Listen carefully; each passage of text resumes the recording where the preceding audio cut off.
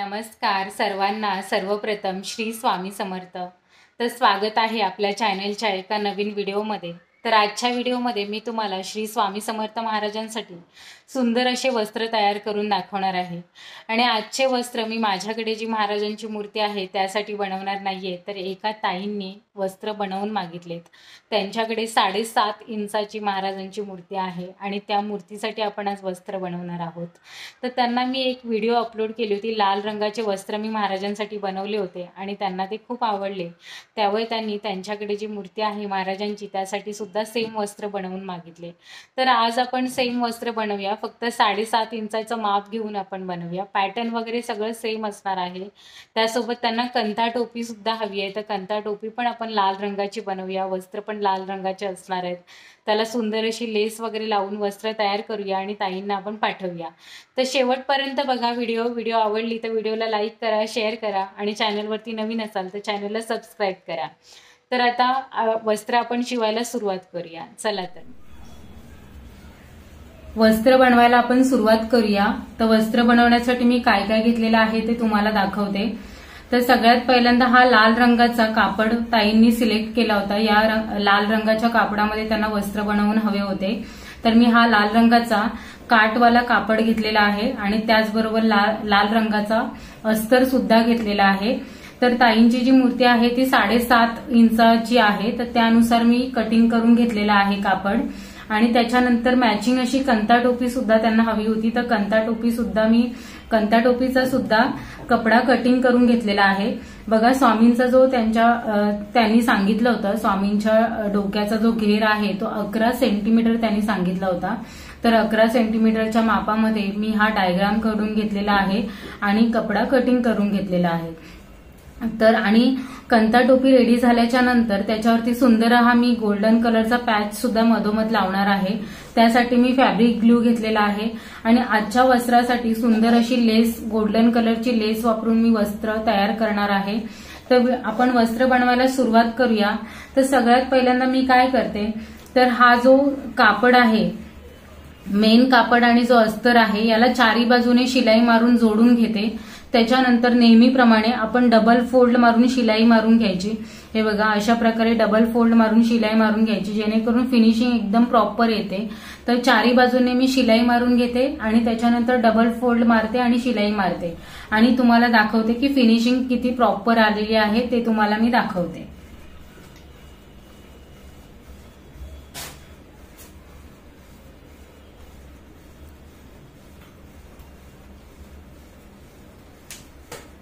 तर बघा व्यवस्थित असे आपले चारी बाजूने शिलाई मारून वस्त्र तयार झालेले आहेत। फिनिशिंग बघा मागून फोडून एकदम प्रॉपर आलेली आहे। बघा डबल फोल्ड मारून मी शिलाई सुद्धा मारलेली आहे आणि फोडून पण बघा एकदम छान अशी फिनिशिंग आलेली आहे। तर याच्यानंतर आपल्याला काय करायचं आहे, तर याच्यानंतर आपल्याला वेलक्रो पट्टी लावून घ्यायची आहे। म्हणजे जेव्हा आपण महाराजांना असे वस्त्र आपण घालतो तेव्हा ते असे टाकावे लागतात। त्या असे किनारीला किनार जोडून येण्यासाठी आपण वेलक्रो पट्टी लावणार आहोत, म्हणजे वस्त्र निघणार नाही। तर त्यासाठी मी काय केलेलं आहे, ही छोटी अशी 2 इंचाची पट्टी करून घेतलेली आहे। बघा अशा प्रकारे पट्टी आहे। तर आपल्याला ही जी बाजू आहे त्याला या साईडने अशी आपल्याला पट्टी लावून घ्यायची आहे, आतल्या साईडने शिलाई मारून घ्यायची।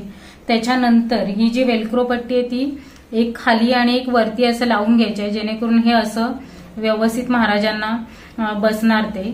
त्यासाठी आपल्याला अशी वेलक्रो पट्टी लावून घ्यायची आणि बाहेरून ती वेलक्रो पट्टी दिसणार सुद्धा नाही वस्त्रावरती, आपल्याला आतल्या साईडनेच असणार आहे ती। तर आता मी ही वेलक्रो पट्टी लावून घेते आणि मग तुम्हाला दाखवते।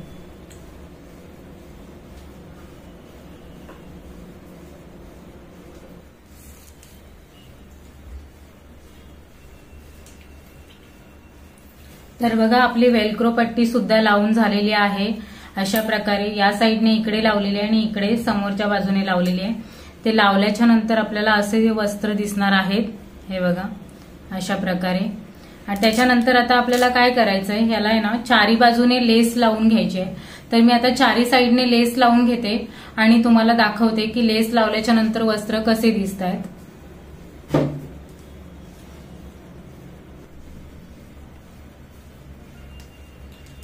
तर बघा सुंदर आता आपले वस्त्र तयार झालेले आहेत। लेस लावून प्रॉपर अशी चारी बाजूने मी लेस लावून घेतलेली आहे।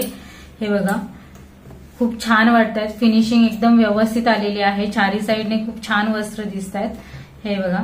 तर आता आपण कंता टोपी बनवायला घेऊया. तर कंता टोपी मी बनवते. तर त्यासाठी आपल्याला काय करायचं आहे, हे बघा, हे 2 पॅच आहेत.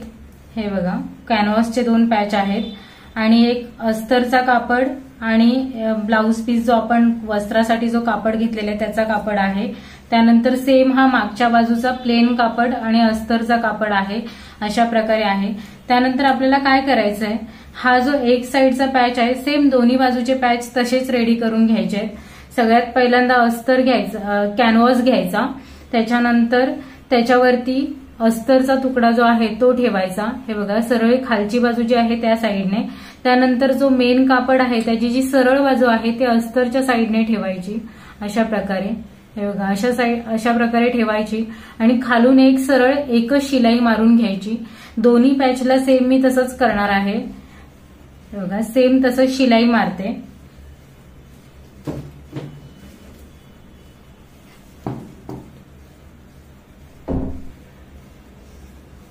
हे बघा, दोन्ही पॅच आपले तयार झालेले आहेत. समोरासमोरचे पॅच जे आहेत ते तयार झालेले आहेत. त्याच्यानंतर आपल्याला आता कॅनव्हासला मध्ये टाकून मेन कापड फिरवून घ्यायचं आहे आणि दाब शिलाई मारून घ्यायची आहे. हे बघा, अशा टाईपमध्ये शिलाई मारून घ्यायची खालून. आणि ही शिलाई मारून झाल्याच्या नंतरला कॅनव्हासचा जो आतला शेप आहे त्या शेपवरून शिलाई मारून घ्यायची सेम. आणि वरून जो उरलेला जो कापड आहे तो कटिंग करून द्यायचा. सेम साईडला तसंच करायचं आहे आपल्याला. हा कपडा फिरवून घ्यायचा. त्याच्यानंतर हे बघा, खालून एक दाब शिलाई द्यायची आणि कॅनव्हास जो आतल्या साईडने आपल्याला दिसत आहे त्या शेपवरून आपल्याला शिलाई मारून घ्यायची आहे. आणि जो एक्स्ट्राचा उरलेला जो कापड आहे तो कटिंग करून द्यायचा. तर आता मी सेम तसंच करते. खालून एक दाब शिलाई मारते आणि शेपवरून एक शिलाई मारून घेते आणि दाखवते. तर बघा, दोन्ही आपले पॅच तयार झालेले आहेत. दोन्ही साईडचे मी शिलाई मारून घेतली शेपमध्ये आणि त्याच्यानंतर उरलेला कपडा कटिंग करून घेतला. त्याचबरोबर लगेचच मी लेस लावून घेतली. जी वस्त्रासाठी जी आपण लेस वापरली आहे ती सेम लेस मी खालून लावून घेतली आणि मागच्या साईडच्या पॅचला पण लावून घेतली. दोन्ही साईडने लावून घेतली. तर आता आपल्याला काय करायचं, ह्या ज्या लेस आहेत त्या समोरासमोर धरायच्या आहेत आणि ह्या शेपमध्ये आपल्याला शिलाई मारून घ्यायची, डबल शिलाई मारून घ्यायची, जेणेकरून धागे दोरे काय निघणार नाहीत आणि फिनिशिंग पण प्रॉपर येते. तर अशी मी पूर्ण शेपमध्ये डबल शिलाई मारून घेते आणि मग नंतरला टोपी आपल्याला सरळ करून घ्यायची आहे. सरळ झाल्याच्या नंतर आपली टोपी तयार होते. तर मी आता शिलाई मारून घेते आणि तुम्हाला दाखवते. तर बघा, सुंदर अशी आपली कंता टोपी तयार झालेली आहे. मी शेपमध्ये शिलाई मारली आणि टोपी नंतर सरळ करून घेतली आणि या स्क्रू ड्रायव्हरच्या साह्याने तिला आतून एकदम प्रॉपर असा शेप दिला. हे बघा, अशा प्रकारे त्याची जी शिलाई आहे त्याच्यावरून दाब दिला याच्याने आणि एक व्यवस्थित अशी सरळ करून घेतली. आता आपल्याला मधोमध असं आपल्याला पॅच लावायचा आहे. बघा,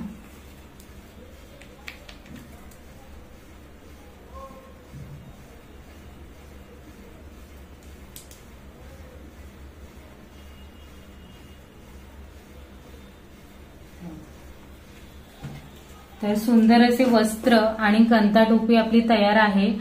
व्हिडिओ जर आवडली तर व्हिडिओला लाईक करा, शेअर करा आणि चॅनलवरती नवीन असाल तर चॅनलला सबस्क्राईब करा. तर व्हिडिओच्या कमेंट्समध्ये नक्की सांगा हे वस्त्र तुम्हाला कसे वाटले. मी वस्त्र तुम्हाला महाराजांना परिधान करून तर दाखवू शकत नाही. प्रत्येक व्हिडिओमध्ये मी तुम्हाला परिधान करून सुद्धा दाखवत असते. पण आता हे मी वस्त्र त्या ताईंना पाठवणार आहे आणि त्याच्यानंतर ते महाराजांना परिधान करतील. तेव्हा कसे वाटतात वस्त्र ते मी नक्की तुम्हाला कम्युनिटीमधून सांगेन. तर व्हिडिओ शेवटपर्यंत बघितलात खरंच खूप थँक्यू. आणि व्हिडिओला नक्की लाईक करा, शेअर करा आणि चॅनलला आपल्या सबस्क्राईब करा. तर भेटूया अशा पुढच्या नवीन वस्त्रासोबत नवीन व्हिडिओमध्ये. तोपर्यंत सर्वांना श्री स्वामी समर्थ.